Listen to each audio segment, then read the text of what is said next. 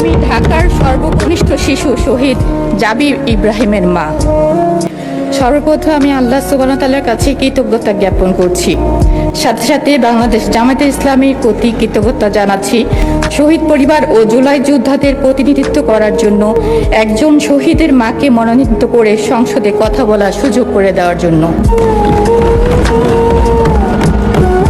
আমি ঢাকার সর্বকনিষ্ঠ শিশু শহীদ জাবির ইব্রাহিমের মা। 2024 সালের জুলাই বিপ্লবের জীবন দিয়েছেন শত শত মানুষ। রাষ্ট্রীয়ভাবে স্বীকৃত শহীদের সংখ্যা বর্তমানে 865 এবং আহত যোদ্ধার সংখ্যা 15,903 জন।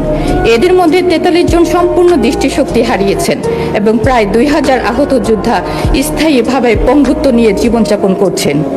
মাননীয় স্পিকার, আমি নিজেও একজন শহীদ সন্তানের মা, তাই আমি জানি একটি পরিবার যখন তার সন্তান হারায় তখন শুধু একজন মানুষ হারায় না, একটি স্বপ্ন হারায়, একটি ভবিষ্যৎ হারায়, একটি পরিবার তার আশ্রয় হারায়।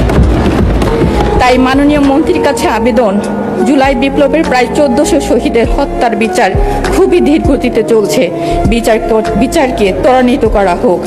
সাথে সাথে অন্যান্য বিচার বহির্ভূত হত্যাকাণ্ড যেমন বিডিআর তথা পিলখানা হত্যাকাণ্ড, শাপলা চত্বর হত্যাকাণ্ড, সাগর রুনি এবং আমাদের হাদি হত্যার বিচার ত্বরান্বিত করা হোক।